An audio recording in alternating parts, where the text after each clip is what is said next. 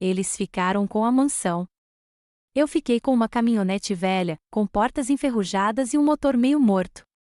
De alguma forma, eu sabia que ainda tinha vencido. A lareira crepitava atrás de mim, mas eu não sentia nada. Nenhum calor, nenhuma acolhida. O escritório com painéis de madeira cheirava a cedro e verniz, um aroma que antes me lembrava natais e memórias seguras da infância. Agora, cheirava a fim. Camille cruzou as pernas com elegância praticada na poltrona de veludo, um sorriso tênue repuxando os lábios. Jason recostou-se, uma das mãos enfiada no bolso do blazer de grife, como se estivesse esperando para assinar um acordo, não para ouvir as últimas palavras de um homem morto. Eu nem tinha tirado o casaco. Vim direto de Frankfurt, onde deixei para trás um tipo diferente de guerra.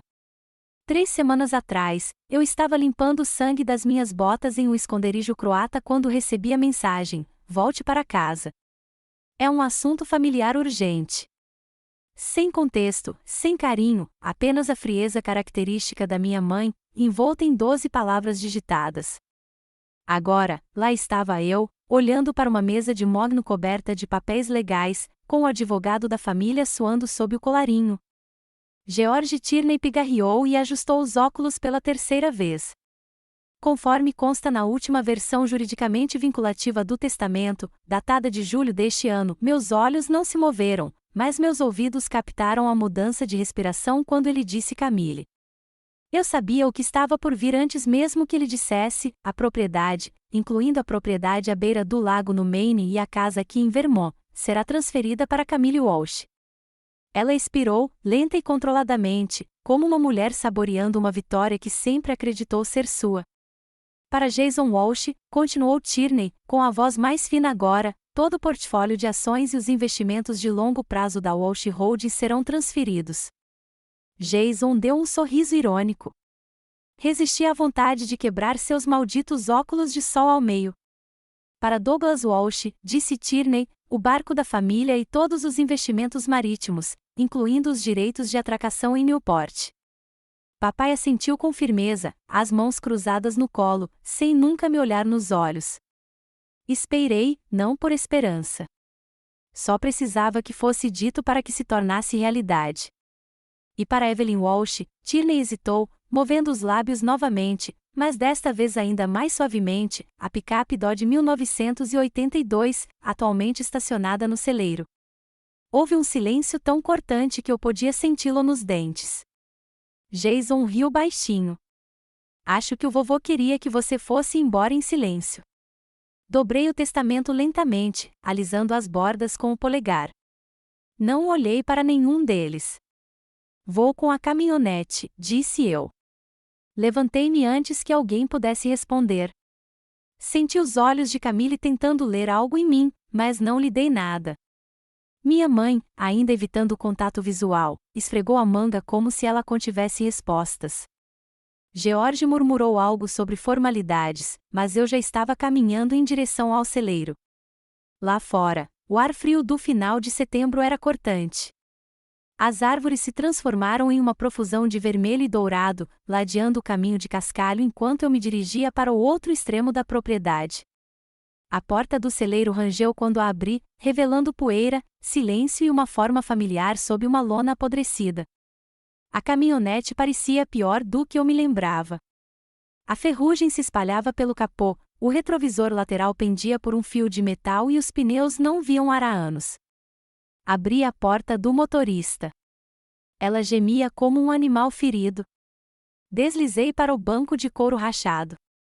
Ainda cheirava a óleo, tabaco e algo levemente cítrico, a loção pós-barba do vovô. O porta-luvas rangeu ao abrir com um puxão teimoso. Dentro, havia um envelope pequeno e gasto. Não para eles, a letra era dele, afiada, inclinada e certeira. Minha respiração ficou presa. Abri o envelope lentamente, com medo de que ele desaparecesse se eu me movesse rápido demais. Uma fotografia caiu, velha e amassada. Eu, com 8 anos de macacão, sorrindo com 2 dentes faltando enquanto o vovô segurava uma truta com as 2 mãos, a outra mão apoiada no meu ombro. Preso atrás, havia um pendrive de metal, pequeno, sem marcas. O que quer que estivesse nele, não era para eles. E se ele o deixou para mim, talvez o caminhão não fosse apenas um insulto. Talvez tenha sido a jogada inicial. A maioria das pessoas herda pinturas ou títulos. Eu herdei um quebra-cabeça e um código que meu avô nunca ensinou a ninguém. O pendrive estava ao lado do meu laptop como uma serpente adormecida, silenciosa e envolta em segredos. Eu só o toquei depois do pôr do sol, não na propriedade, não enquanto Camille e os outros ainda circulavam como abutres em pérolas e abotoaduras. Eu precisava de silêncio, distância e do tipo de clareza que só vem quando você está de costas para a parede. Minha cabana alugada ficava a menos de 8 quilômetros da propriedade, aninhada sob uma fileira de pinheiros que sussurravam no escuro como velhos fantasmas. A mobília era mínima, uma cadeira de madeira, uma cama de solteiro, um abajur que tremulava quando o vento soprava forte demais. Meu casaco pendia de um prego perto da porta, com o coldre ainda preso debaixo do braço. Memória muscular, não paranoia. Ou talvez ambos. Inseri o pendrive, preparando-me. O LED piscou vermelho uma vez, depois verde. 3 arquivos apareceram: trash_v1.pdf, ciprus_holdings_dlsx, can_meeting_22.mp3. Olhei para os nomes dos arquivos, com o pulso acelerado. Não era apenas uma lembrança. Era uma trilha de migalhas deixada para alguém que sabia onde procurar e como. Abri o primeiro PDF. À primeira vista, parecia um monte de bobagens, caracteres, números, símbolos. Mas não para mim, não para nós. Meu avô e eu tínhamos uma brincadeira quando eu era pequeno, caça ao tesouro de cifras, como ele chamava. Ele escrevia pistas e charadas, escondendo doces ou mensagens pela casa e pelo jardim. Cada pista tinha uma cifra, e cada cifra seguia o sistema dele, a base visionária sobreposta por regras de substituição que só ele e eu conhecíamos. Era a nossa praia, a nossa língua. Abri um arquivo em branco do bloco de notas e comecei a decodificar. 2 horas depois, com o pescoço duro e os olhos secos, vi esboços de transferências bancárias, várias entidades em jurisdições com iniciais dos titulares das contas que não correspondiam a nenhum dos nossos nomes. E então uma delas correspondeu, CW, Camille Walsh. Nada sutil. A porta rangeu. Fechei o laptop com um único movimento e estendi a mão por baixo da mesa, os dedos roçando o metal. Não atire, disse uma voz familiar, doce e venenosa. Camille entrou na cabine como se pertencesse a ela. Ela usava um casaco com cinto de lã cor de marfim e um sorriso que não alcançava seus olhos. Eu trouxe vinho, disse ela, erguendo uma garrafa como se fosse uma oferenda. Eu não bebo, respondi. Não com a família. Ela deu uma risadinha e colocou a garrafa no balcão. De qualquer forma, tem certeza de que está tudo bem só com a caminhonete? Quer dizer, é uma herança única. Não fico sentimental com coisas que nunca tive. O sorriso dela vacilou um pouco. Bem, eu só queria ter certeza de que você está bem. Você pareceu surpreso hoje. Você já me viu surpresa, Camille? Ela não respondeu, apenas ajustou a luva e lançou um último olhar para o meu laptop fechado antes de se desculpar com o indiferente. Vamos conversar em breve. Assim que ela saiu, abri o laptop novamente e compactei os arquivos, protegidos por senha, nível AES. Em seguida, abri um cliente seguro e redigi uma mensagem para Max Rivera. Assunto: trabalho discreto. Sem rastros em papel corpo, 3 arquivos. Possível fraude financeira. Precisa de limpeza e verificação de metadados. Somente canais off-grid. Anexo: amostra. Achei_trash_vimon_scrubbed. Max era ex-agente. Trabalhamos juntos em Praga. Se alguém conseguia desvendar isso sem deixar impressões digitais, era ele. Meus dedos pairaram sobre o último arquivo, can_meeting_22.mp3. Apertei o play. Começou com papéis sendo embaralhados, um pigarro, depois uma voz, a do meu avô, mais áspera do que eu me lembrava, mas inconfundível. Não foi isso que eu assinei. Não vou mudar agora. Não me importa o que ela prometeu a você. Clique. Silêncio. Apertei o botão de retroceder, reproduzi novamente. As mesmas palavras. Mesma frase no final. O resto havia sido cortado ou censurado. Um toque. Nova mensagem de Max Rivera. Assunto: solicitação, Ilhas Cayman e Emirados Árabes Unidos. Evelyn, isso não é apenas fraude patrimonial. É federal. Foi um jantar disfarçado de celebração. Vim pelo salmão. Fiquei pela traição. A sala de jantar não havia mudado, o mesmo lustre antigo pingando no teto, o mesmo mogno polido estendendo-se como uma passarela entre nós, a mesma pintura do vovô acima da lareira, observando a todos nós com um olhar que, em retrospectiva, poderia ser confundido com julgamento ou decepção. Crystal tilintou quando Camille ergueu seu copo para um novo começo, ela ronronou, seu tom leve e arejado, mas seus olhos eram como pedras quando se fixaram em mim. É bom ter você de volta, Evelyn, mesmo que temporariamente. Não levantei meu copo. Não tenho certeza se conta como um começo quando tudo já foi dividido.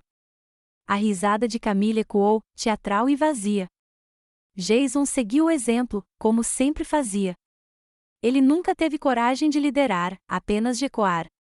O vinho espirrou em sua taça enquanto ele se inclinava na minha direção. Ouvi dizer que você fica olhando principalmente para computadores hoje em dia, disse ele com falsa curiosidade. O que aconteceu com toda essa coisa de portas arrombadas e armas de fogo? Não envelheceu bem. Espetei um pedaço de aspargo com o garfo. Ficar olhando para o computador é mais seguro. Me mantém longe dos jantares em família. Douglas não riu. Raramente ria. Sua expressão era de pedra, as sobrancelhas franzidas, como se o jantar fosse apenas mais uma reunião do conselho. Alguns de nós ficaram e conquistaram seu lugar, disse ele, sem rodeios. Não olhou para mim ao dizer isso, mas não precisava. Minha mãe sentou-se 2 cadeiras adiante, cortando silenciosamente o salmão em porções perfeitas. Ela não disse uma palavra desde o primeiro prato. Seus olhos estavam fixos no prato como se ele contivesse as respostas para tudo. Olhei ao redor da mesa. Os rótulos de vinho eram franceses, safra de 2001, caros demais para Jason escolher e refinados demais para o exibicionismo habitual de Camille. O anel que Camille usava naquela noite era uma aliança discreta de platina, e não suas peças de destaque, repletas de pedras preciosas, de sempre. Alguém lhe dissera para moderar o tom, ou ela estaria desempenhando um novo papel. O mais revelador era o iPad ao lado do prato, com a tela baixada, sempre ao alcance. Ela o trancava entre os pratos, como se esperasse que o roubassem. Deixei o silêncio pairar por um instante e então disse: vocês todos se saíram bem. Camille deu um sorriso experiente. Nós só fizemos o que tinha que ser feito. Jason zombou. Não culpado, todo mundo corre para se juntar a acampamentos de espionagem ou seja lá como vocês chamam. Não mordi a isca. Era isso que eles queriam, reação emocional, raiva, mágoa, qualquer coisa que os lembrasse de que eu poderia ser destruída como eles tentaram um dia. Em vez disso, tomei um gole d'água e disse: e o vovô? Ele parecia bem quando o vi pela última vez. Disse que estava atualizando o testamento. O garfo de Camille parou no ar. Sim, ele fez. Foi complicado, mas ele fez o que achou certo. Coloquei meu copo na mesa, a base batendo uma vez contra a mesa. Não, eu disse. Ele não mudou. Você mudou. O ar na sala ficou rígido. Até a lareira atrás de mim pareceu recuar, prendendo a respiração. Os olhos de Jason se voltaram para Camille. O maxilar de Douglas se apertou. Minha mãe olhou para cima, apenas por um segundo, mas naquele instante, vi algo cintilar, culpa, medo, lembrança. Camille, para seu crédito, não se mexeu. Inclinou a cabeça ligeiramente, estreitando os olhos, divertida. Você tem provas disso? E, num piscar de olhos, o jogo mudou. Sua voz era calma, mas havia algo oculto por trás dela, algo vigilante. Recostei-me na cadeira, sem responder. A prova ainda estava enterrada, digitalmente, legalmente, emocionalmente. Mas, no momento em que as palavras saíram da minha boca, soube que havia entrado em terreno aberto. Não se tratava mais de uma suspeita silenciosa. Era uma declaração. Camille pegou seu vinho, tomou um gole lento e deixou a pergunta pairar no ar como perfume. Também não mordi a isca dessa vez, mas notei o tremor na perna de Jason, o jeito como Douglas finalmente voltou seu olhar para mim, o jeito como o garfo da minha mãe ficou congelado no ar. A guerra havia começado. Eu só não tinha decidido que tipo de arma usar em seguida. É possível identificar um criminoso pelos recibos, ou, no caso de Camille, pelos recibos apagados. A tempestade lá fora era forte o suficiente para abafar meus movimentos, trovões ocasionais rolando sobre as colinas, a chuva batendo nas janelas como um aviso. O antigo escritório da State 26, escondido atrás da ala leste, estava trancado como esperado, mas eu havia memorizado o padrão de senha de Camille durante o jantar, quando ela desbloqueou o iPad com um movimento preguiçoso dos dedos, um círculo no sentido horário, sempre a mulher do espetáculo, mesmo com sua segurança. As luvas que eu usava eram finas, aderentes, sem marcas. Uma lanterna, com o facho selado com celofane vermelho, pintava o quarto com uma névoa fraca. O cheiro de polidor de madeira e papel velho me atingiu no momento em que abri a pesada porta de carvalho. Um relógio de pêndulo tic-taqueava atrás de mim, o único som no silêncio além do vento. O iPad estava sobre a mesa, ainda conectado ao Wi-Fi da propriedade. Ela nem o havia desligado, um erro de amador. Desenhei o padrão lenta e precisamente. A tela desbloqueou. Pastas apareceram, cuidadosamente etiquetadas, organizadas como o arquivo de um estudante de direito. A maior parte era lixo, faturas digitalizadas, recibos de doação, documentos de imposto predial. Mas então, no fundo de uma pasta com um rótulo particular, não compartilhar, encontrei 2 arquivos que me fizeram parar de repente. Probate_draft_alt_allocation_rogue_tier_2. Cliquei. Os documentos eram PDFs criptografados, mas nada fora do meu alcance. Os carimbos de data e hora dos metadados me disseram o suficiente, editados 2 dias antes da morte do vovô e não por ele. Em seguida, alternei o arquivo de áudio. Enterrada dentro de um aplicativo de correio de voz sincronizado, havia uma única mensagem salva. O nome anexado, George Tierney. O mesmo George que pareceu desconfortável ao ler o testamento, que evitou contato visual enquanto eu estava sozinha com as chaves da minha caminhonete. Sua voz estalou através da gravação. Camille, olha, não me sinto bem com isso. Se Douglas soubesse, que diabos, se ela soubesse, isso é ilegal. Não deveríamos republicar nada. Estou fora. Terminou abruptamente. Nenhuma resposta, nenhuma outra mensagem. Copiei tudo para um pendrive criptografado que eu havia trazido e encaminhei para Max. Acrescentei apenas uma observação. Agora temos motivo, meios e método. Parecia um progresso, mas eu havia aprendido a desconfiar de impulsos falsos. Aquela família não jogava limpo, e Camille nunca deixava rastros óbvios, a menos que quisesse que alguém os encontrasse. Meu celular descartável vibrou no bolso do casaco. Abri-o com uma impressão digital. Max, um nome continua aparecendo nos metadados, Linda Fletcher, antiga sócia de Tierney em um escritório de advocacia boutique em Albany. Ela ficou offline no ano passado. Sem rastros digitais desde março. Fletcher. Não reconheci o nome, mas Tierney já confiou nela. Se ela tinha sumido, havia um motivo. E se Camille ou Tierney tivessem algo a esconder, Fletcher poderia ser a última pessoa capaz de conectar os pontos, ou enterrá-los de vez. A tempestade voltou, com trovões sacudindo as vidraças.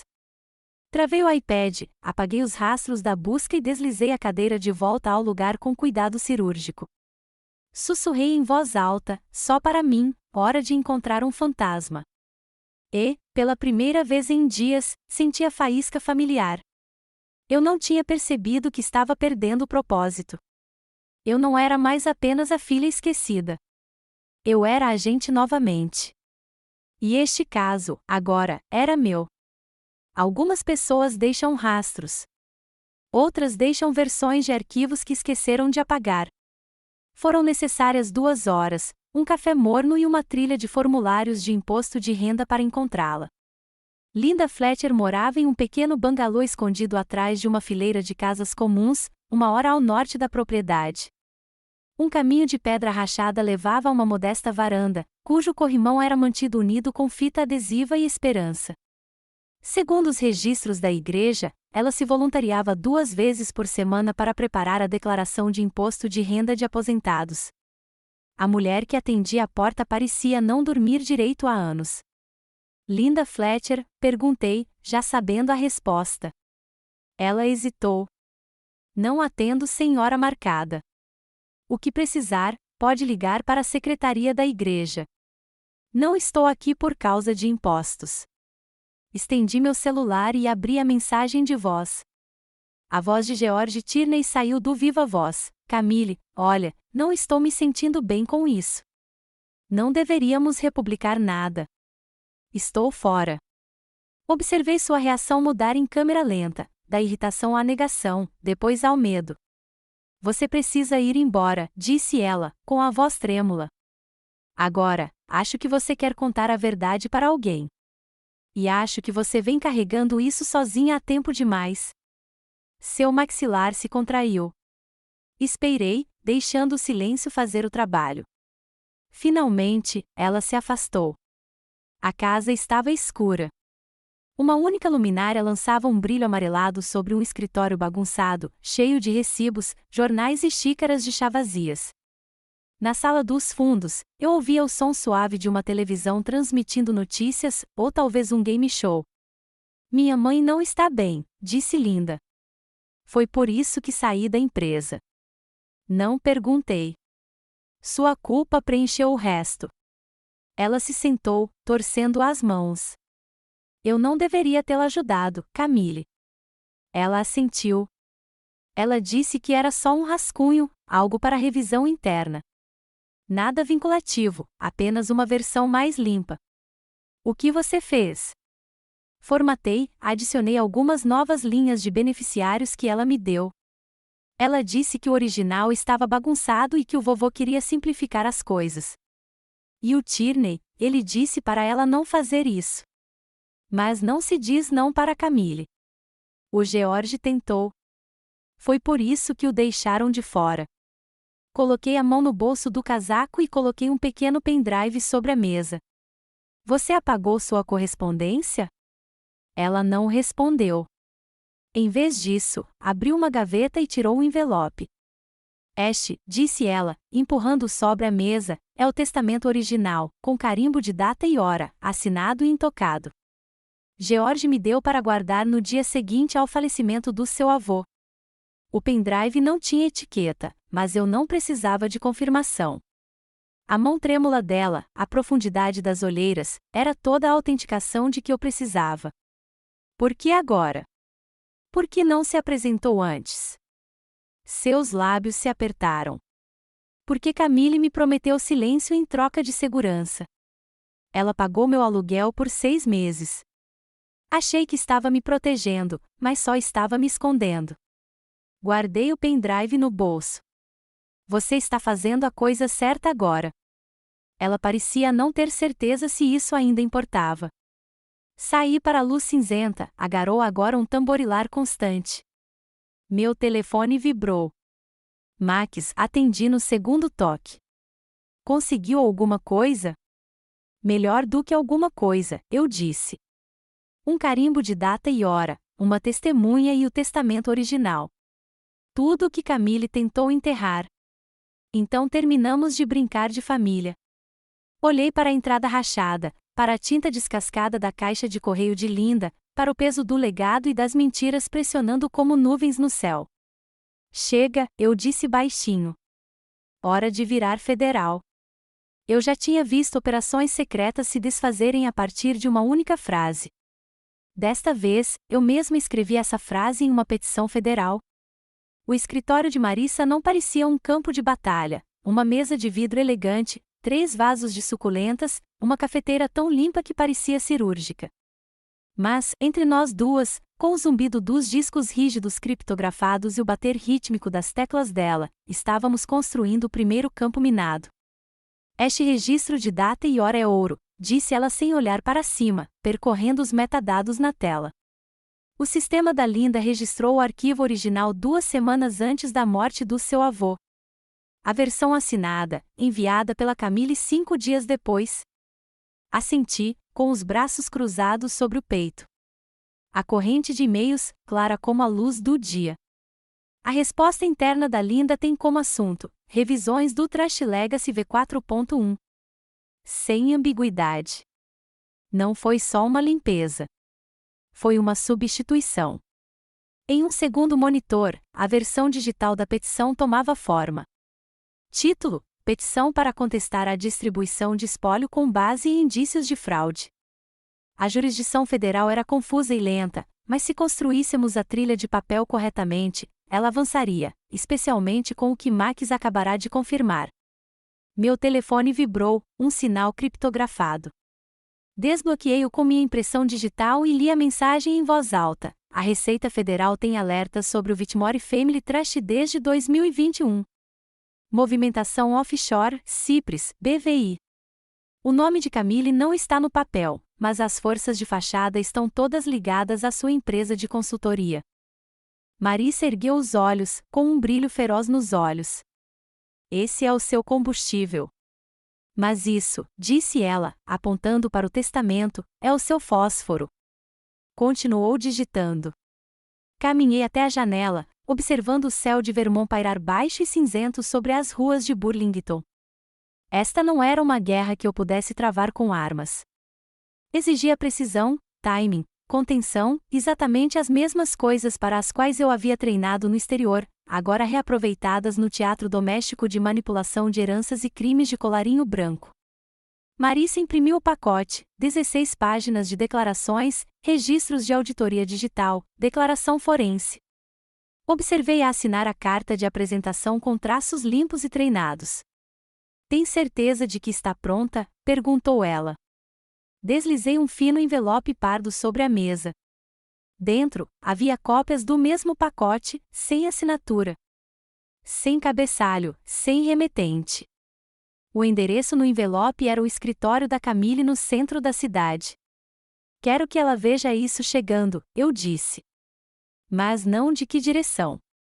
Saímos do escritório juntos. No cartório federal, o saguão de mármore ecoava com a quietude burocrática. Entreguei o pacote ao escrivão sem cerimônia. Petição de fraude, eu disse simplesmente. Ele carimbou o formulário de admissão. Você será contatado em até 72 horas. Pode levar mais tempo, dependendo do volume. Vamos esperar. Marissa me olhou de relance enquanto saíamos. Você sabe o que acontece depois. Se isso se mantiver, disse ela, repetindo o aviso anterior, não vamos apenas reabrir um testamento. Vamos congelar todas as contas que eles acessaram. Não se tratava mais apenas da herança. Não se tratava mais desde o momento em que encontrei aquele pendrive no porta-luvas. Tratava-se de desmantelar algo maior, algo sistêmico, apodrecendo sob o mogno polido e a prataria tradicional. De volta à cabana, ativei o último passo. Abri um laptop descartável, carreguei o pacote anônimo e o encaminhei por uma rede com criptografia tripla. O assunto do e-mail era simples, para sua análise. O destinatário, a empresa de Camille. Sem assinatura, sem cabeçalho, apenas o peso do que estava por vir. Eu estava quase me servindo de um copo d'água quando meu celular vibrou novamente. Desta vez, sem criptografia, apenas uma mensagem de Camille. 4 palavras, frias e imediatas. Que diabos você acabou de fazer? Não respondi. Não precisava. Ela tinha acabado de perceber que o campo de batalha havia mudado e, pela primeira vez, não tinha um mapa. No momento em que perceberam que alguém estava vindo atrás deles, começaram a apagar pegadas. Eu já estava 10 passos à frente. A Receita Federal não bateu. Eles ligaram. A linha estalava com um profissionalismo tão estéril que parecia quase frio. Senhora Walsh, aqui é o agente S. Patel, da Receita Federal. Analisamos uma petição que pode envolver apropriação indébita de fundos patrimoniais. Solicitamos esclarecimentos sobre uma série de fluxos offshore vinculados ao Whitmore Family Trust. Mantive a voz calma. Tenho documentação e metadados para cada arquivo digital, incluindo versões deletadas pelos executivos atuais. Uma pausa, e então, por favor, envie cópias para o portal fornecido. Você receberá um código de confirmação assim que os arquivos forem recebidos. Quando encerrei a ligação, Max já estava em outra linha. Sua tela se iluminou com fluxogramas e planilhas mapeando movimentações de entidades de Vermont para Cypress, com filiais cruzadas em uma consultoria assinada por Jason. A Cypress Holdings era uma fachada, disse ele, mas uma fachada. O nome de Jason foi redigido nos registros originais, mas alguém se esqueceu de apagar as propriedades do PDF. Clássico momento amador. Por que isso não me surpreende? Perguntei. Você também tinha razão sobre a Camille, continuou ele. Ela começou a limpar os backups na nuvem ontem à tarde. Os discos locais e criptografados foram apagados esta manhã. Mas você já tinha espelhado o servidor pouco antes dos registros de tempo de exclusão chegarem. Temos tudo, os rascunhos de e-mails, os livros contábeis offshore, até os memorandos de voz que ela armazenou para transcrição. Um desses arquivos que eu já tinha ouvido, Camille ensaiando um discurso para o conselho familiar. A decisão do avô foi clara, embora dolorosa. Respeitamos a vontade dele. Teria sido convincente se não fosse a data dos metadados 3 dias após sua morte. Pouco antes do meio-dia, um homem de terno sob medida apareceu no escritório de Marissa com um envelope. Sem nome, sem cartão, apenas um pedaço de papel timbrado dobrado com uma mensagem rabiscada em tinta elegante e cara: não é inteligente investigar a família. Ela me ligou 5 minutos depois. Quer que eu ligue para avisar? Não, ainda não, eu disse. Deixe-os acreditar que isso ainda me assusta, porque se achassem que eu estava blefando, não se preparariam para o golpe de verdade. Entramos com uma liminar naquela tarde. A linguagem de Marissa era cirurgicamente precisa. Enquanto aguarda a revisão federal, a distribuição dos bens do espólio representa risco material de obstrução da justiça. O processo foi protocolado por vias expeditas e adicionado à pauta antes que a equipe de Camille pudesse reagir. Max enviou a próxima confirmação. A Receita Federal havia sinalizado 3 contas, a consultoria de Camille, o fundo de private equity de Jason e uma LLC secundária registrada em nome de Douglas. Todas as 3 foram marcadas para uma auditoria mais aprofundada. Elas estão se desfazendo rápido, disse Max. Os firewalls que eles construíram? Baratas, decorativas. Você derruba um tijolo, o resto desaba. Do lado de fora do escritório de advocacia de Camille, esperei no meu carro alugado com vista para a entrada principal. O prédio tinha aquela arrogância moderna. Fachada de vidro, metal escovado, escadas curvas no saguão que provavelmente custavam mais do que meu salário militar. Às 19h42, ela apareceu, casaco sob medida, saltos que não faziam barulho no asfalto, cabelo preso com precisão mecânica. Mas sua postura era diferente, tensa, frágil. E ela não estava sozinha. Um homem caminhava ao lado dela, 40 e poucos anos, terno escuro, distintivo federal meio escondido sob o casaco. Eu não precisava ver o selo para saber de onde ele era. Ela parou na porta do carro, falou com ele por um momento longo demais e então se virou, os olhos percorrendo a rua como se sentisse a mudança. Ela sabia que o laço estava se apertando. Mas o que ela não sabia, o que nenhum deles sabia, era o quanto eu já havia me preparado. Você não sobrevive a operações improvisando. Você sobrevive estando tão à frente que, quando eles começam a apagar os arquivos, você já está redigindo sua declaração final. Eles não conseguiram quebrar meus arquivos, então vieram atrás do meu nome. Começou com uma manchete, sutil o suficiente para parecer neutra, mas qualquer um com um mínimo de inteligência conseguiria ler a intenção. Ex-agente reivindica herança e alega fraude familiar. O artigo foi publicado logo após o amanhecer. Camille nem esperou o sol nascer. O timing era estratégico, acompanhar as primeiras notícias e deixar a história circular por todos os veículos antes do almoço. A imagem que acompanhava era uma que eu não via há anos. Um retrato meu recortado, com equipamento tático, agachado atrás de um veio em Kandahar, com a bochecha suja de terra, olhos penetrantes e indecifráveis. A implicação era óbvia, perigoso, imprevisível, inapto. Rolei a página em silêncio. A citação de Camille se destacou como uma lâmina mergulhada em mel. Evelyn sempre teve dificuldades com a reintegração, disse ela, posicionada atrás de um pódio, com um blazer azul que esbanjava competência. Esta situação é de partir o coração para nós, mas temos que honrar os desejos do nosso avô, mesmo quando outros se confundem com eles. Jason, em seu jeito presunçoso de sempre, interveio por meio de uma declaração pré-gravada: respeito o serviço da minha irmã, mas o TEPT pode distorcer a memória. Não é culpa dela, mas também não é um argumento legal. Fechei a aba do navegador e encarei a parede da cabine. O vento lá fora farfalhava os galhos quebradiços, já meio despidos pelo outono. Eu ouvia o zumbido baixo do meu laptop criptografado baixando os arquivos que Max havia preparado durante a noite.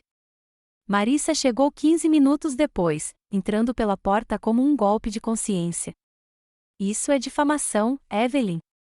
Você não pode ficar em silêncio. Precisamos de uma contradeclaração, algo oficial. Não, as pessoas vão acreditar neles, eu disse, olhando para cima, só até a verdade aparecer. Eles querem barulho. Eu estou trazendo julgamento. Ela se sentou, cruzando os braços. O que eles estão fazendo não é apenas antiético. É perigoso. Você não é apenas um nome em um testamento. Eles estão te tornando um fardo. Deixe-os. Marissa suspirou, mas não insistiu. Ela sabia que meu tipo de silêncio não era passividade. Era o tipo que precede tempestades. Voltei-me para o laptop. Max havia adicionado uma pasta com carimbo de data e hora, marcada como correios de voz de Tierney, criptografados. Um por um, abri os arquivos de áudio. A voz de George, mais baixa do que eu me lembrava, ecoava pelos alto-falantes, seu tom cauteloso, cansado. Camille, não foi isso que discutimos. Você disse pequenas edições. Isso não é nada pequeno. Outro clipe. Sei o risco que estou correndo, mas se isso vazar, acabou. Você disse que manteríamos isso entre nós. O último arquivo não tinha metadados de data e hora. Estava escondido no fundo de uma partição excluída que Max havia recuperado de um servidor de backup antigo. A voz de George estava diferente, frenética, sussurrada, como se ele a tivesse gravado por instinto. Se alguma coisa acontecer comigo, diga a Linda que o arquivo real está na gaveta C. O ar ficou mais pesado depois que o arquivo terminou. Recostei-me, olhando para o teto, deixando o silêncio se estender como um fusível. Eles poderiam distorcer a narrativa. Poderiam estampar meu rosto em cada segmento da TV a cabo, distorcer meu histórico militar e transformá-lo em um problema, me pintar como frágil. Mas eu não precisava de compaixão. Eu precisava de fatos. E George Tierney, mesmo morto, acabará de me entregar a chave do cofre. O tribunal estava lotado, mas a única pessoa com quem eu precisava falar nunca apareceu. O banco era de carvalho polido, com o selo do estado de Vermont gravado atrás do assento do juiz como uma verdade permanente que nenhum de nós conseguia alcançar. Fileiras de espectadores lotavam a galeria, imprensa, familiares, ex-colegas do meu avô e abutres disfarçados de observadores legais. Reconheci dois do escritório de Camille. Eles não se deram ao trabalho de esconder o sorriso irônico. Assumi o banco sem hesitar. Marissa havia me avisado que amanhã seria processual, estabelecer a base, o cronograma, autenticar os arquivos. Nada muito contencioso ainda. Mas o contencioso já havia chegado na forma de Camille, ladeada por 2 advogados de ternos feitos sob medida para intimidar. Jason se esparramou ao lado deles como uma reflexão tardia e entediada. Douglas permaneceu rígido, em silêncio, como se tentasse se encaixar no painel de carvalho. Minha mãe estava sentada atrás deles, vestida num cinza suave, com os olhos cuidadosamente baixos. Sua mão pousou de leve no antebraço de Jason. Não fiquei surpresa. Mas isso não significava que não tivesse me atingido. Marissa me explicou meu depoimento, como obtive os arquivos, a origem do USB, o rastro de metadados das mensagens de voz de George, os documentos que Camille tentou apagar. O advogado de Camille se opôs com frequência, repetindo frases ensaiadas como artefatos digitais, dados não verificáveis e conjectura. Sua frase favorita: sem uma testemunha principal, estamos lidando com especulação, não com testemunho. Ele se referia a Linda. Ela deveria estar lá. Sua intimação havia sido aceita, a viagem organizada. Ela prometeu. Mas quando seu nome foi chamado, o tribunal ecoou em silêncio. A cadeira vazia da testemunha a encarou como uma acusação. O juiz fez uma pausa. A senhorita Fletcher não compareceu. Marissa se levantou. Estamos buscando um adiamento para garantir o depoimento dela. Acreditamos que a testemunha foi intimidada. O advogado de Camille zombou. Não há provas disso. Nenhum boletim de ocorrência. Provavelmente ela percebeu que toda essa moção se baseia em teoria da conspiração. O juiz levantou a mão. Chega. Vou emitir uma decisão depois do almoço.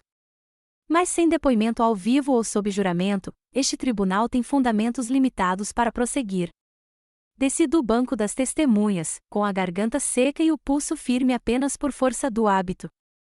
No caminho de volta à mesa, cruzei o olhar com o da minha mãe por meio segundo. Ela desviou o olhar. Meus pés se moveram, mas eu não estava mais naquele tribunal. Eu tinha 12 anos novamente, em pé na varanda da nossa casa no lago, encharcada de chuva, segurando a vara de pescar quebrada do meu irmãozinho. Jason a quebrou durante um acesso de raiva. Mas quando ele chorou e disse que tinha sido eu, ninguém o questionou. Ninguém, exceto o vovô. Às vezes, ele me disse então, limpando a lama do meu cotovelo ralado, você é a única que sabe a verdade. É quando mais importa se apegar a ela. De volta ao tribunal, sentei-me ao lado de Marissa e sussurrei, ele estava certo sobre todas elas. Ela não respondeu. Não precisava. Voltamos para a cabana em silêncio. Não tirei o casaco, não acendi as luzes. Sentei-me à mesa da cozinha, encarei o envelope gasto que guardava ao lado da foto antiga do vovô e esperei. A batida veio pouco depois das 7. Nenhum som antes, nenhum passo no cascalho, apenas o leve tep-tep e um envelope deslizando por baixo da porta. Peguei o papel. A letra era trêmula, mas familiar. Evelyn, me encontraram. Estou com medo, mas vou conseguir. Prometo. L. Por um momento, apenas segurei o papel, as bordas tremendo na minha mão. Linda ainda estava lá fora. E agora ela não estava mais correndo. Quando você congela uma conta, você congela uma vida. Eu não gostei, mas também não impedi. Começou com uma sequência de números encaminhados. Max os enviou de madrugada, dígitos de roteamento, impressões digitais da Cypress Holdings que correspondiam aos registros internos do fundo familiar. Ele não adicionou um assunto, apenas os números e uma mensagem de uma palavra. Pronto? Abri um canal seguro e coloquei o arquivo em uma caixa de entrada privada do Departamento de Justiça.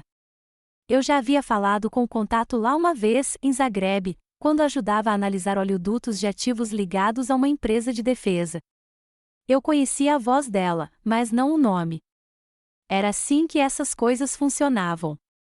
10 minutos depois, ela ligou. Tem certeza? Tão certa quanto eu tinha quando assinei um acordo de confidencialidade aos 23 anos e nunca o quebrei. Uma pausa. De acordo com a seção 721-C, esta informação permite o congelamento temporário de bens e fundos fiduciários enquanto se aguarda a investigação federal. Entendo que isso não vai ficar em segredo. Não precisa ficar. Ao meio-dia, os servidores do banco não estavam mais respondendo às tentativas de login. O e-mail corporativo de Camille deu um ping fora de sessão e retornou com uma mensagem de negação. Jason, segundo Max, teve seu cartão corporativo recusado em uma churrascaria no centro da cidade. Ele pediu vinho? Perguntei, observando as nuvens se moverem sobre a serra da varanda. 2 garrafas, disse Max, Cabernet, gastador. Que pena. Marissa gritou da escadaria do tribunal. Conseguimos verificar a moção. O Departamento de Justiça já entrou em contato com a Unidade de Crimes Financeiros do Distrito de Vermont. Agora é sério. Sempre foi real. Não, Evelyn, isso é diferente. Eles estão com medo. Deveriam estar. Às 14h47, meu laptop apitou um novo arquivo de Linda. Seu rosto, sua voz, o depoimento completo em vídeo. Nele, ela recitou os eventos calmamente, confirmando os rascunhos manipulados, a pressão de Camille, o telefonema de George Tierney implorando para que ela guardasse o original.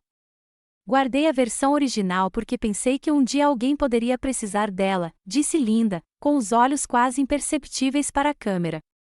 Eu não esperava que essa pessoa fosse Evelyn, mas estou feliz que tenha sido. Em anexo, a sequência completa de e-mails, PDFs com carimbo de data e hora e uma cópia do Antigo Testamento com os metadados de George.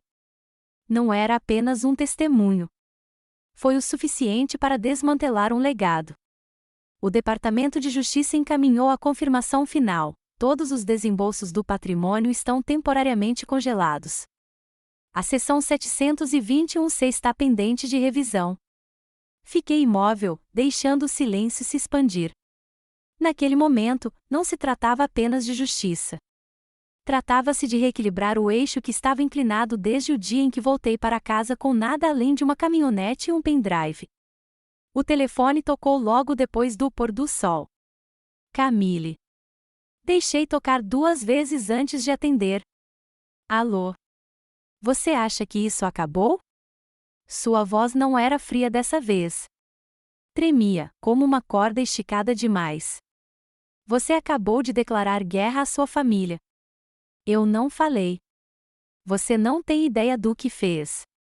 Correção, eu disse suavemente. Você não tem ideia do que ainda estou segurando. Desliguei. Algumas batalhas são vencidas no silêncio. Outras começam ali. A verdade não precisa de microfone, mas eu lhe dei um mesmo assim. Às 9 horas, o Tribunal do Condado de Vermont estava lotado. Uma fila serpenteava ao redor dos degraus de granito do lado de fora. Repórteres se aglomeravam perto da frente, com a respiração embaçada no ar gélido de outubro. A própria sala de audiências fervilhava de estática e especulações sussurradas. Todos queriam ver a mulher que congelara o império de sua família. Sentei-me ao lado de Marissa, com os papéis cuidadosamente arrumados, seu laptop brilhando com arquivos de casos abertos e provas com carimbo de data e hora. Do outro lado do corredor, Camille vestia azul marinho, não preto, um gesto calculado. Jason sentou-se ao lado dela, com as sobrancelhas franzidas como se tivesse acabado de aprender sobre a existência do direito sucessório. O juiz Whittaker entrou, ágil e sereno. Ele só levantou os olhos quando sua toga se acomodou atrás do banco. Processo 23 CV 72. Evelyn Walsh versus Camille Walsh, et al., sobre contestação de testamento e fraude patrimonial. O processo está em andamento. Marissa se levantou primeiro, com um tom calmo e seco. Meritíssimo, apresentamos provas digitais e juramentadas que sugerem que o testamento autenticado não foi o testamento final e válido de Frederick Walsh. Começamos com a cronologia, o depoimento de Linda, a mensagem de voz de Tierney, o rastro de metadados. Uma a uma, as provas foram apresentadas. O advogado de Camille se opôs de vez em quando, mas Marissa se defendeu a cada vez com uma cópia, uma fonte, uma data. Tudo tinha um carimbo de data e hora. Tudo era hermético. Então veio o vídeo de Linda. Seu rosto preencheu a tela do tribunal, mais velha, cansada, mas com a visão lúcida. Trabalhei com George Tierney por 9 anos, disse ela. Ele me disse para manter um backup. Ele não confiava nas revisões de Camille. O testamento original dava a Evelyn uma parte igual. Era isso que Fred pretendia. Um murmúrio percorreu a plateia, murmúrios, uma tosse, alguém se mexendo audivelmente na cadeira. O maxilar de Camille se apertou com tanta força que pensei que seus molares fossem quebrar. Seu advogado se levantou, tentando suprimir o pânico na voz. Solicitamos a anulação do depoimento. Não há nenhuma verificação independente de que este arquivo não tenha sido alterado. Marissa não hesitou. Meritíssimo, este depoimento foi extraído de um servidor de backup em coordenação com a Divisão de Crimes Financeiros do Departamento de Justiça. Aqui está o registro do servidor com carimbos de data mora certificados, verificação de IP e registros de acesso de 2 fatores. Ela entregou o fichário. Ele caiu com um peso satisfatório. O juiz Whittaker examinou os documentos. Não fez mais perguntas. Seu martelo desceu uma vez, limpo e afiado. O tribunal encontra motivos suficientes para crer que o testamento apresentado foi falsificado. Até a revisão final, as transferências de bens relacionadas ao testamento homologado estão suspensas. O testamento original, pendente de validação, será usado como base legal provisória. Todas as distribuições atuais estão revertidas. Camille não se levantou. Jason parecia como se o chão tivesse se movido sob seus pés. Marissa se inclinou na minha direção e sussurrou: acabamos de romper a represa. Eu não sorri. Ainda não. Após a sessão, entrei no corredor de mármore, o zumbido de vozes atrás de mim como uma estática distante. O tribunal cheirava a polimento e ar frio. Então ouvi seus saltos, firmes, deliberados. Camille me interceptou perto da saída, seus lábios se curvaram em algo entre um sorriso e um aviso. Você acha que venceu? Disse ela, com os olhos brilhando. Inclinei a cabeça. Acho que o tribunal disse que sim.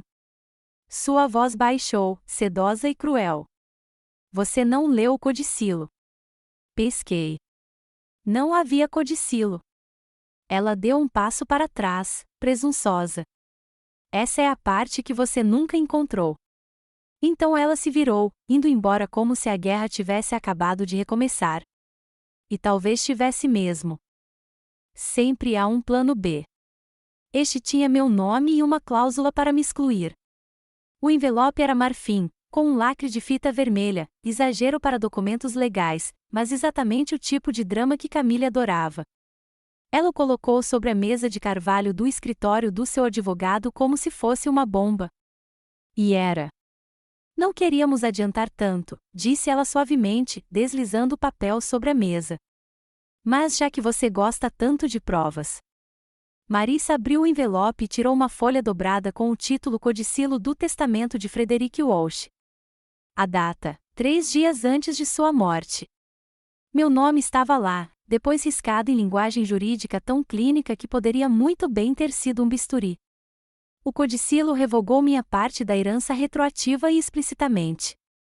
Assinado, Frederick Walsh. Reconhecido em cartório, George Tierney. Camille me observou, com a boca esboçada num leve sorriso irônico.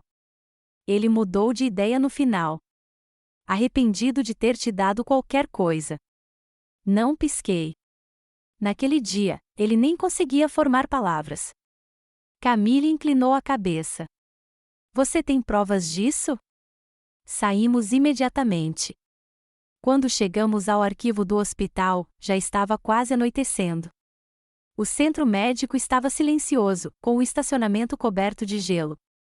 Marissa cuidou da papelada enquanto eu andava de um lado para o outro. 1 hora depois, tínhamos tudo, os registros médicos da última semana de Frederick Walsh. Um cronograma completo de sedação. Na data em que o codicilo alegava que ele havia assinado, ele estava em coma induzido por morfina, quase sem reação, monitorado a cada hora. Nenhuma nota mencionava lucidez. Isso não é tudo, disse Max ao telefone, a voz tensa e contida. Peguei os registros de GPS do celular do Tierney daquela semana. Ele estava em New Hampshire, nunca cruzou para Vermont. De volta à minha caminhonete, olhei pelo para-brisa enquanto Marissa folheava as fotos digitalizadas da UTI que eu nunca mais queria ver. O vovô estava pálido, tubos entrelaçados no rosto, uma mão mole apoiada sob um cobertor de lã. Então, encontramos, com carimbo de data e hora, com a marca do hospital, com Camille em pé ao fundo. Ela não estava olhando para o vovô. Estava olhando para a prancheta da enfermeira. Esta foto foi tirada 2 horas depois da suposta assinatura, sussurrou Marissa. Na manhã seguinte, o juiz Whittaker convocou uma sessão de emergência. O tribunal estava mais silencioso do que antes. Nenhum murmúrio da plateia, apenas um silêncio forçado. O advogado de Camille apresentou o codicilo como se fosse um evangelho. Esta é uma emenda vinculativa, autenticada e assinada. Marissa estava de pé com 2 arquivos na mão. Meritíssimo, disse ela, com a voz clara, pedimos a contestação da validade deste codicilo com base em incapacidade médica e fraude notarial. Ela entregou a foto da UTI, o prontuário de sedação e as evidências de GPS em um pacote encadernado. Observei o rosto de Camille mudar, tom por tom, pálido, depois vermelho, depois branco novamente. O juiz Whittaker não ergueu os olhos. Estamos encaminhando este caso para a perícia documental. Tanto a verificação de assinaturas quanto a verificação notarial estão agora sob ordem judicial. Seu martelo bateu uma vez. Se isso for falsificado, disse ele, estamos encaminhando para a fraude criminal. Quando a torre cai, não é a pedra mais barulhenta que se quebra primeiro. É aquela que sabe que é culpada. O laudo pericial chegou em um envelope pardo simples. Sem alarde, sem cerimônia, mas o peso que carregava era inegável. Marissa rompeu o lacre com precisão cirúrgica. Nós 2 lemos em silêncio. Discrepância de assinatura confirmada. Inconsistências nos traços dos pontos de pressão. Comparação da pressão da caneta com amostras verificadas. Conclusão: não assinado por Frederick Walsh. A assinatura de Tierney também foi fabricada. O codicilo estava oficialmente morto. No cartório do tribunal, viu o advogado de Camille desanimar quando o escrivão carimbou fraudulento na parte superior da cópia do codicilo. Apenas uma palavra, mas ecoou mais alto do que qualquer declaração judicial. Então veio a atualização federal. Max encaminhou o memorando interno de seu contato na Receita Federal. O processo de apreensão de bens havia sido autorizado. Várias contas fiduciárias, nacionais e offshore, foram sinalizadas para revisão. Os servidores de e-mail da empresa de Camille estavam sob auditoria.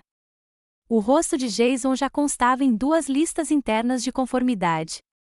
Não demorou muito para que o primeiro dominó caísse. Jason, achando-se mais esperto que a regulamentação, havia transferido 6 dígitos para uma carteira de criptomoedas sediada em Luxemburgo, registrada sob um pseudônimo. Mas pegadas digitais não mentem. Max rastreou tudo por meio de uma VPN que Jason considerou segura. Não era. Seu irmão vai se arrepender de ter comprado Bitcoin durante um congelamento federal, Max enviou uma mensagem de texto, quase alegre.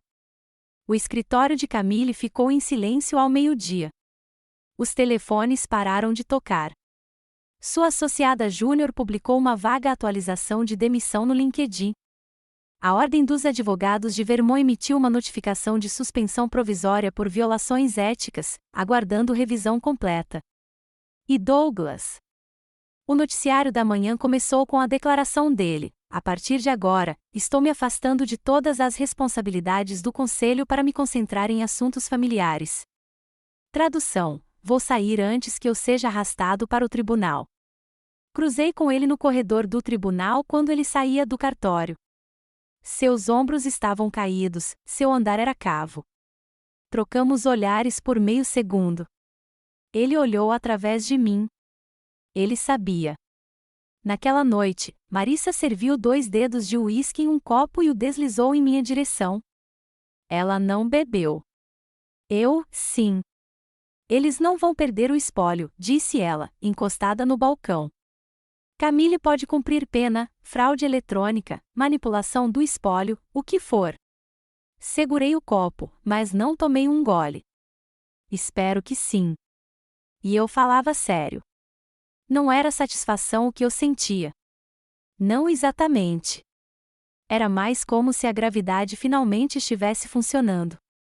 As coisas se encaixando no lugar onde deveriam ter começado. A mensagem chegou pouco depois da meia-noite. Por favor, volte para casa. Preciso te contar uma coisa que eu deveria ter dito anos atrás. Minha mãe. Olhei para a tela, imóvel, o quarto silencioso, exceto pelo zumbido da geladeira. O nome dela brilhando ali parecia estranho. Mas o tremor naquelas palavras, aquilo era real. Então me levantei, fiz as malas e dirigi de volta para a casa que um dia chamei de lar, pronto para um tipo diferente de acerto de contas. Algumas traições ecoam mais alto quando vêm do silêncio. O lago não havia mudado, ainda aquele prateado pálido quando o crepúsculo se aproximava, ainda aquele silêncio como se até a natureza soubesse quando prender a respiração. Estacionei a caminhonete perto da caixa de correio torta, aquela que se inclinava desde os meus 12 anos e nunca caía de verdade. Ela já estava esperando na varanda, 2 cadeiras de balanço, uma jarra de limonada entre elas, intocada.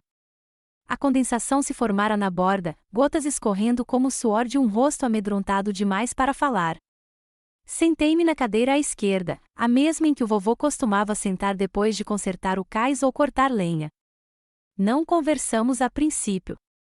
Ela parecia menor do que eu me lembrava. Mais frágil. Seus cabelos grisalhos estavam presos para trás, mas suas mãos tremiam quando ela estendeu a mão para pegar o copo e não bebeu. Eu vi as audiências, disse ela finalmente. Na TV? Assenti. Aparentemente, a maior parte do condado também. Um sorriso surgiu em seus lábios, mas não chegou. Ela suspirou. Eu deveria ter me manifestado. Eu não disse nada.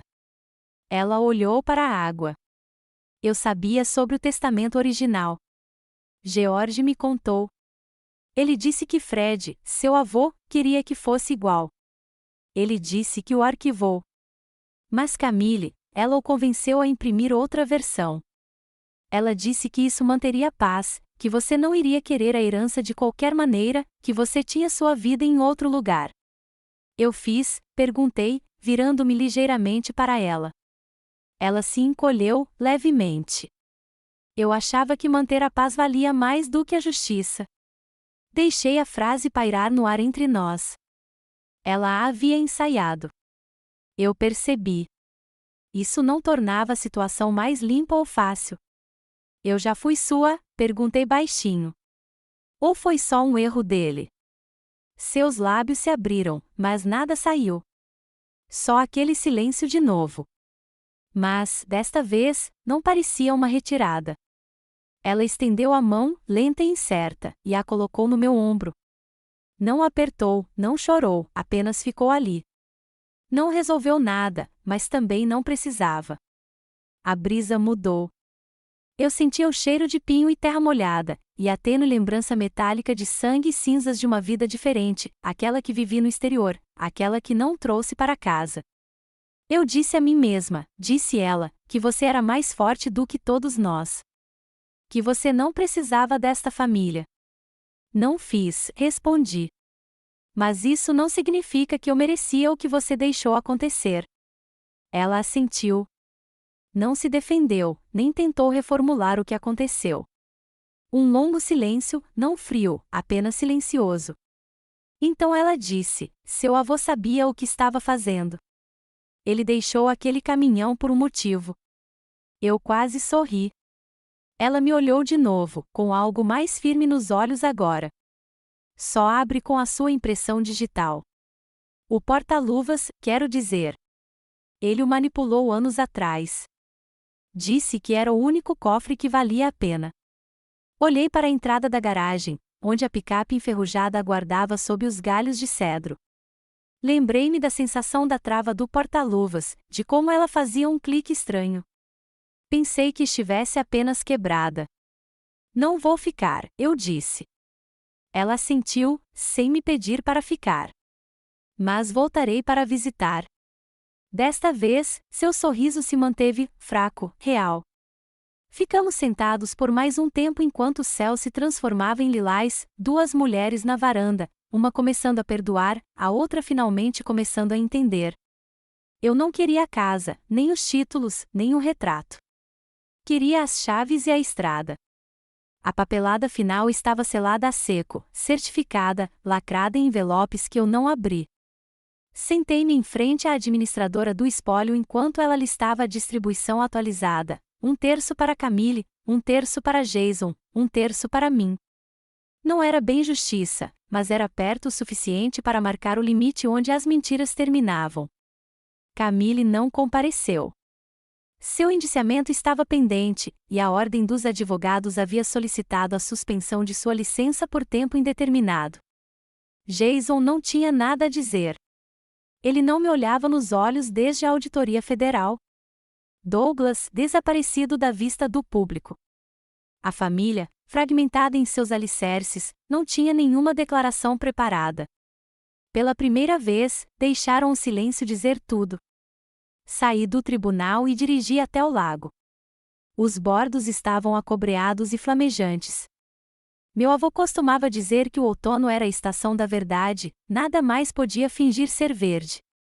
Estacionei a caminhonete perto da mesma trilha onde ele me ensinara a pescar, quando a vida era mais simples e traição era apenas uma palavra nos livros.